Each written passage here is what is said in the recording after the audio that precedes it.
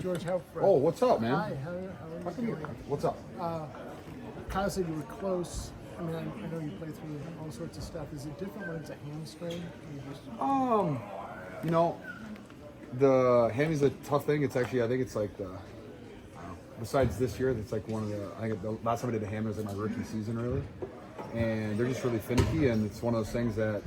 You know, you just be running a random route, and all of a sudden you pull it even more, and then it's 4 to 6 weeks, and then I'm on probably season-ending IR. So it's just kind of something we want to make sure I had full confidence in, and did not have full confidence in it, and so it was a pretty easy decision for us on game day.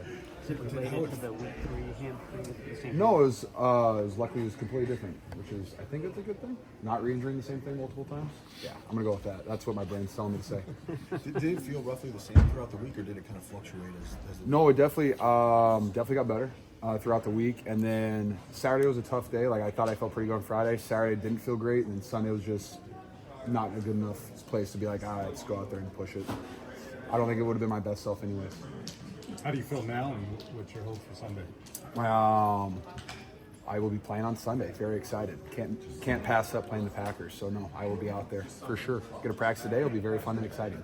Kittle, talking to a former player, I asked, Debo said on his podcast, it's been a frustrating season in some respect. And when I asked the former player here from the Niners, what did you do in that situation when that was the case with your team, he said that this is when the captains really step in and get vocal.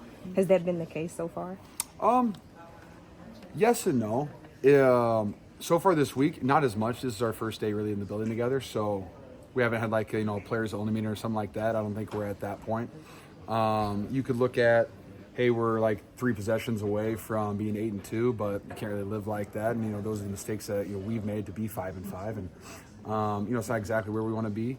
And while it is frustrating, yes, the nice thing is we have 7 games left to go out there and play Niners football, and take advantage of those opportunities. I think I've said since week 2, week 3, week 4 is that we need to be better on third down in the red zone, and we continue to have to do better at that stuff. And so just the more we get to practice, the better we're going to get. And I'm just thankful that I get to be out there and practice with the boys today. I hate missing all those practices and stuff like that, really, like not being able to be in the huddle, and just spread some positive vibes around there. But I think we have we have a great foundation, we have great captains, we have guys who've been through it before, and each year is very unique. Like the same things aren't going to get you out of any rut.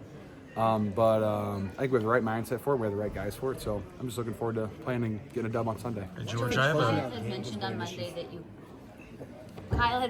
that you guys came in pissed off, and I imagine that's not something you want to dwell on. But how can you use that to fuel you for Sunday and beyond? I'm never really pissed off, so I don't think he's speaking for everybody. But no, I get it. You do get frustrated, when you don't close out games. It's not fun. You have the win right there, and then either you don't do something on offense to pull away, or your defense, doesn't finish it out, and so that is frustrating. Losing our 3rd divisional game that's frustrating as well. So I think that's what he means by we're pissed off. And but it's fun. I woke up. What was that? Yesterday I had just a ton of gratitude for life yesterday, and I'm just looking forward to playing football, and I'm just going to try to put that energy on all my teammates. This group has closed out so many games throughout the years. Why do you feel like closing out games has been an issue this year for this team? You changed your question. You rethought it. That's phrased it. That was better. Thank you. I agree. It's a great question. I'm not entirely sure. Like I said, like each season is so unique, and there's ebbs and flows of each season.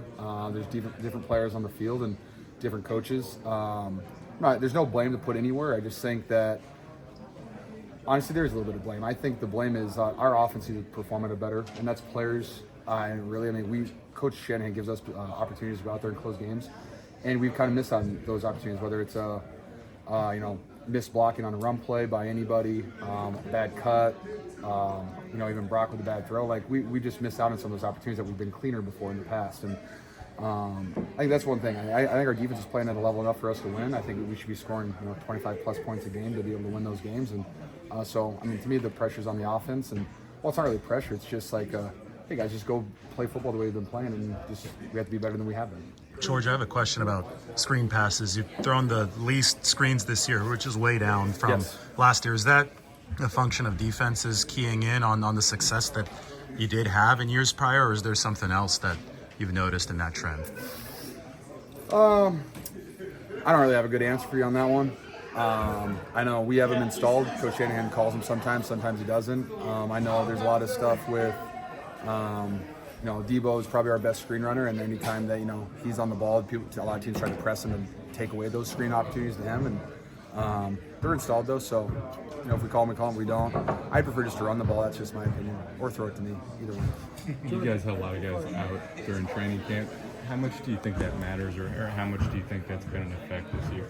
On the guys that held out during training camp? Just guys being out and not having the same normal, full squad practices you normally have building up.